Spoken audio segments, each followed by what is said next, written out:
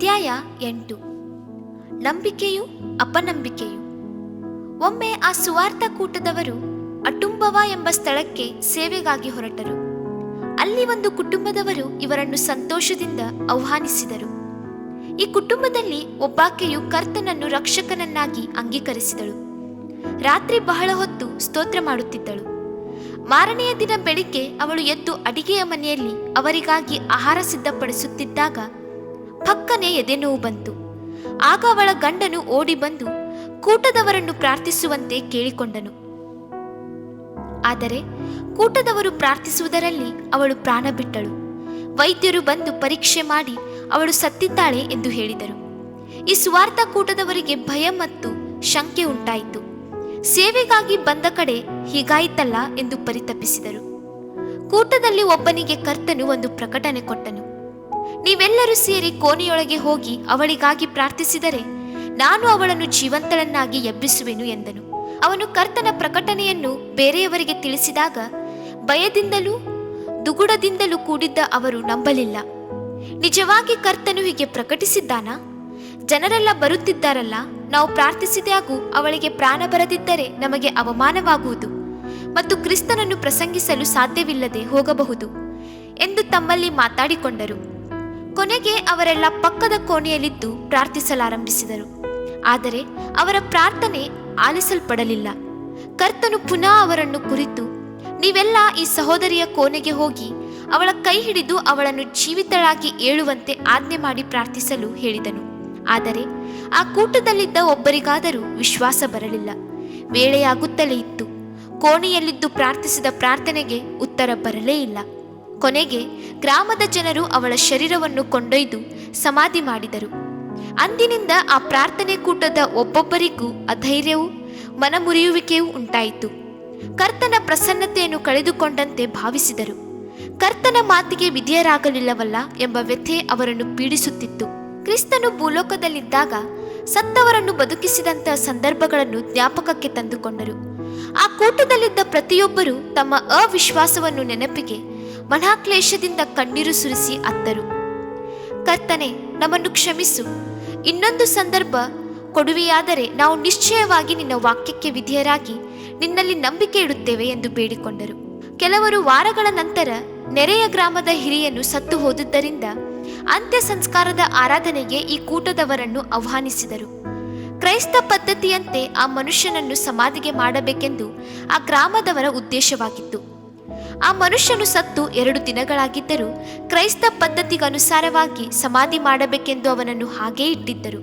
ಅಷ್ಟರಲ್ಲಿ ಆ ಶವದಿಂದ ಭಯಂಕರವಾದ ದುರ್ನಾತ ಬರಲಾರಂಭಿಸಿತು. ಪ್ರಾರ್ಥನಾ ಕೂಟದವರು ಆ ಗ್ರಾಮವನ್ನು ಸೇರುವುದರೊಳಗಾಗಿ ಸುಮಾರು 10,000 ಜನರು ಕೂಡಿ ಬಂದಿದ್ದರು. ನಮಗೆ ಸಮಾಧಾನ ಮತ್ತು ಆದರಣೆ ಕೊಡುವ ಮಾತುಗಳನ್ನು ಹೇಳಿರಿ, ತೀರಿ ಹೋದವನ ಕುಟುಂಬದವರನ್ನು ಆದರಣೆ ಪಡಿಸಿರಿ ಎಂದು ಗ್ರಾಮದವರು ಕೇಳಿಕೊಂಡರು. ಆದರೆ ಸತ್ತಿರುವ ಮನುಷ್ಯನ ಬಳಿ ಹೋಗಲಾರದಂತೆ ದುರ್ವಾಸನೆ ಅವರಿಗೆ ಬರುತ್ತಿತ್ತು. ಅವರಿಗೆ ವಾಂತಿ ಮಾಡುವಂತ ಪರಿಸ್ಥಿತಿಯಾಯಿತು. ಪಕ್ಕನೆ ಕರ್ತನು ಆ ಕೂಟದವರೊಂದಿಗೆ ಮಾತನಾಡಿದನು. ನೀವೆಲ್ಲರೂ ಸೇರಿ ಸತ್ತಿರುವ ಮನುಷ್ಯನನ್ನು ಸುತ್ತುವರೆದು ನನ್ನನ್ನು ಸ್ತುತಿಸಿ ಹಾಡಿ ಕೊಂಡಾಡಿರಿ, ನಾನು ಅವನನ್ನು ಜೀವಂತನನ್ನಾಗಿ ಎಬ್ಬಿಸುವೆನು ಎಂದನು. ಆ ಪ್ರಕಟಣೆ ಬಂದಾಗ ಕೆಲವರಲ್ಲಿ ಪುನಃ ಅವಿಶ್ವಾಸ ತಲೆದೊರೆಯಿತು. ಸತ್ತು 2 ದಿನವಾಗಿ ಈಗ ದುರ್ನಾತ ಹುಟ್ಟಿದೆಯಲ್ಲ, ಇವನು ಹೇಗೆ ಜೀವಿತನಾಗಿ ಏಳುತ್ತಾನೆ? ಮೊದಲಾದರೂ ಆ ಸ್ತ್ರೀ ಕೆಲವು ತಾಸುಗಳು ಮಾತ್ರವೇ ಕಳೆದಿತ್ತು. ಆಗ ನಾವು ಅವಳನ್ನು ಎಬ್ಬಿಸಬಹುದಾಗಿತ್ತಲ್ಲವೇ? ಆದರೆ ಈಗ ಈ ನಾತ ಹಿಡಿದ ಮನುಷ್ಯನನ್ನು ಎಬ್ಬಿಸುವುದು ಹೇಗೆ ಎಂದು ಯೋಚಿಸಲಾರಂಭಿಸಿದರು. ಆದರೂ ಅಪನಂಬಿಕೆಯಿಂದ ಮನಸೋಲಲಿಲ್ಲ.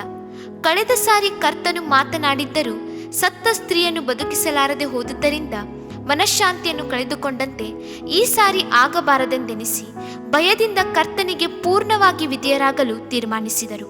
ಕರ್ತನೆ, ನಿನ್ನನ್ನು ನಂಬುವಂತ ಆತ್ಮನನ್ನು ನಮಗೆ ಅನುಗ್ರಹಿಸು ಮತ್ತು ನಮ್ಮ ನಂಬಿಕೆಯನ್ನು ಹೆಚ್ಚಿಸು ಎಂದು ಕೇಳಿಕೊಳ್ಳುತ್ತಲೇ ಇದ್ದರು. ಸತ್ತವನ ಸುತ್ತುವರೆದು ನಿಂತು ಹಾಡಲಾರಂಭಿಸಿದರು. ಆಗ ಸೈತಾನನು ಮೆಲ್ಲನೆ ಒಬ್ಬೊಬ್ಬರ ಕಿವಿಯಲ್ಲೂ, ನೀವು ಹತ್ತಿರ ಹೋಗಬೇಡ, 100 ಅಡಿ ದೂರ ನಿಲ್ಲಿರಿ, ದುರ್ನಾತ ಬರುತ್ತಿದೆಯಲ್ಲ, ವಾಸನೆ ಸಹಿಸಲಾಗುತ್ತಿಲ್ಲವಲ್ಲ, ಹೇಗೆ ಹಾಡನ್ನು ಹಾಡುವಿರಿ? ನಿಮ್ಮ ಮೂಗು ಬಾಯೊಳಗೆಲ್ಲ ಆ ದುರ್ನಾತ ಹೋಗುತ್ತದೆ ಎಂದನು. ಸೈತಾನನು ಹೀಗೆ ಅಧೈರ್ಯಪಡಿಸಿದ್ಯಾಗೂ ಅವರು ಕರ್ತನಿಗೆ ವಿಧೇಯರಾಗಿ ಮೂಗು ಮುಚ್ಚಿಕೊಂಡು ಶವದ ಸಮೀಪ ಹೋಗಿ ಸಂಗೀತ ಹಾಡಲು ಪ್ರಾರಂಭಿಸಿದರು. ಯಾವ ಮಾರ್ಪಾಟು ಆಗಲಿಲ್ಲ. ಎರಡನೇ ಹಾಡು ಹಾಡಿ ಮುಗಿಸಿದರು. ಅವರಿಗೆ ಅಲ್ಲಿ ನಿಲ್ಲಲಾರದಂಥ ದುರ್ವಾಸನೆ. ಎಲ್ಲರೂ ಕರ್ತನ ಮುಖವನ್ನು ದೃಷ್ಟಿಸಿ ನೋಡಿದರು. ಕರ್ತನೆ, ನೀನು ಇವನನ್ನು ಎಬ್ಬಿಸುವಿಯಾದರೆ ಕೂಡಲೇ ಎಬ್ಬಿಸಿ ಬಿಡು. ಈ ದುರ್ವಾಸನೆಯಿಂದ ನಾವು ಇವರ ಬಳಿ ನಿಲ್ಲಲಾಗುತ್ತಿಲ್ಲ. ಈ ದುರ್ನಾತದಲ್ಲಿ ನಿನಗೆ ಸ್ತೋತ್ರ ಹೇಳುವುದು, ಗೀತೆ ಹಾಡುವುದು ಹೇಗೆ ಎಂದು ಕೇಳಿಕೊಂಡರು. ಎರಡನೆಯ ಹಾಡು ಮುಗಿದು ಮೂರನೇ ಹಾಡು ಪ್ರಾರಂಭವಾಯಿತು. ನಾಲ್ಕನೇ ಹಾಡು ಹಾಡಿ ಮುಗಿಸಿದರು. ಐದನೆಯ ಹಾಡು, ಆರನೆಯ ಹಾಡು ಮುಗಿಯಿತು. ಅವನಲ್ಲಿ ಯಾವ ಚಲನೆಯೂ ಇಲ್ಲ. ಸಮಯ ಕಳೆದಂತೆಲ್ಲ ಕೆಲವರಲ್ಲಿ ಅಪನಂಬಿಕೆ ಉಂಟಾಗಲು ಪ್ರಾರಂಭವಾಯಿತು. ಬೇರೆ ಕೆಲವರು ಕರ್ತನ ವಾಕ್ಯದಲ್ಲಿ ಭರವಸೆವಿಟ್ಟು ಹಾಡುತ್ತಲೇ ಇದ್ದರು. ಎಂಟನೆಯ ಹಾಡು ಮುಗಿಸಿದಾಗ ಪಕ್ಕನೆ ಅವನ ಮುಖದಲ್ಲಿ ಮಾರ್ಪಾಟಾಯಿತು. ನಿದ್ರೆಯಿಂದ ಎಚ್ಚೆತ್ತವನ ಹಾಗೆ ಅವನು ಎದ್ದು ಸುತ್ತಮುತ್ತ ನೋಡಿದನು. ಆ ಕ್ಷಣದಲ್ಲಿ ಅವನು ಮಾತಾಡಲಾರಂಭಿಸಿದನು. ಮಹತ್ತರವಾದ ಸಂತೋಷ ಅವನೊಳಗೆ ಉಕ್ಕುತ್ತಿತ್ತು. ಯೇಸು ನನಗೆ ಜೀವ ಕೊಟ್ಟನು ಎಂದು ಕೂಗಿ ಹೇಳಿದನು. ಅವನು ಎದ್ದು ಎಲ್ಲರನ್ನೂ ನೋಡಿ, ಸಹೋದರ ಸಹೋದರಿಯರೇ, ನಾನು ನಿಮಗೆ ಸತ್ಯ ಸಂಗತಿಯನ್ನು ಹೇಳುವೆನು. ಒಬ್ಬ ಮನುಷ್ಯನ ಜೀವಿತ ಅವನ ಮರಣದೊಂದಿಗೆ ಅಂತ್ಯವಾಗುವುದಿಲ್ಲ. ಪರಲೋಕ ಮತ್ತು ನರಕ ಎಂಬುದು ನಿತ್ಯವಾದದ್ದು. ಅದನ್ನು ನನ್ನ ಜೀವನದಲ್ಲಿ ನಾನೇ ಸತ್ತು ಬದುಕಿದ್ದರಿಂದ ತಿಳಿದುಕೊಂಡೆನು. ಕ್ರಿಸ್ತನನ್ನು ಅಂಗೀಕರಿಸಿದ್ದವರು ಪರಲೋಕವನ್ನು ಪ್ರವೇಶಿಸುವುದಿಲ್ಲ ಎಂದನು. ಅವನು ಮಾತನಾಡಿ ಮುಗಿಸಿದ ನಂತರ ಪ್ರಾರ್ಥನಾ ಕೂಟದವರು ಸತ್ಯವೇದವನ್ನು ತೆರೆದು ಯೇಸು ಜೀವಿಸಿದ್ದಾನೆ ಎಂಬ ವಿಷಯವಾಗಿ ಬಹು ಅಭಿಮಾನದಿಂದ ಪ್ರಸಂಗ ಮಾಡಿದರು. ಆ ಮನುಷ್ಯನು ಜೀವಂತವಾಗಿ ಎದ್ದುದರಿಂದ ಅವನು ವಾಸವಾಗಿದ್ದ ಗ್ರಾಮದಲ್ಲಿ ಸುಮಾರು 21,000 ಜನರು ಕ್ರಿಸ್ತನನ್ನು ಅಂಗೀಕರಿಸಿಕೊಂಡರು. ಸತ್ತು ಬದುಕಿದ ಮನುಷ್ಯನು ಇಂದು ಕೂಡ ಕರ್ತನಿಗಾಗಿ ಮಹಿಮೆಯಾದ ಸುವಾರ್ಥ ಸೇವೆ ಮಾಡುತ್ತಿದ್ದಾನೆ. ನಮ್ಮ ಕರ್ತನು ವಾಗ್ದಾನಗಳನ್ನು ನೆರೆಸುವವನು, ಸತ್ಯವಂತನಾಗಿದ್ದಾನೆ. ಆಮೆನ್.